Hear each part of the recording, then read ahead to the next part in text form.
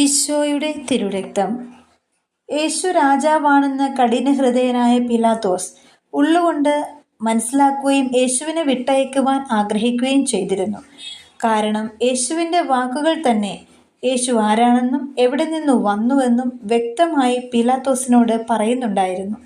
മാത്രവുമല്ല, വിജാതീയ ദേവന്മാരെ പൂജിച്ചിരുന്ന പിലാത്തോസിന് യേശുവിനോട് ആന്തരികമായി ആദരവും ഭയവും അനുഭവപ്പെട്ടിരുന്നു. അനേകം അത്ഭുതങ്ങളും അടയാളങ്ങളും രോഗശാന്തികളും അവന് കേട്ടറിവ് മാത്രമാണ് ഉണ്ടായിരുന്നതെങ്കിലും യേശുവിനെ ഒരു നോക്ക് കാണുവാൻ ആഗ്രഹവും ഉണ്ടായിരുന്നു. എന്നാൽ ഈശോയിൽ നിന്നും ഈ അനുഗ്രഹങ്ങൾ സ്വീകരിച്ച മനുഷ്യർ തന്നെയാണ് അവനെ ക്രൂശിക്കുക, അവനെ ക്രൂശിക്കുക എന്ന് ആക്രോശിച്ചു പറഞ്ഞുകൊണ്ടിരുന്നത്. പലപ്പോഴും ഈ ആക്രോശക്കാരുടെ ഇടയിൽ നമ്മളും അറിഞ്ഞും അറിയാതെയും കടന്നുകൂടുന്നുണ്ടോ എന്ന് ശ്രദ്ധിക്കേണ്ടിയിരിക്കുന്നു. ആമേൻ.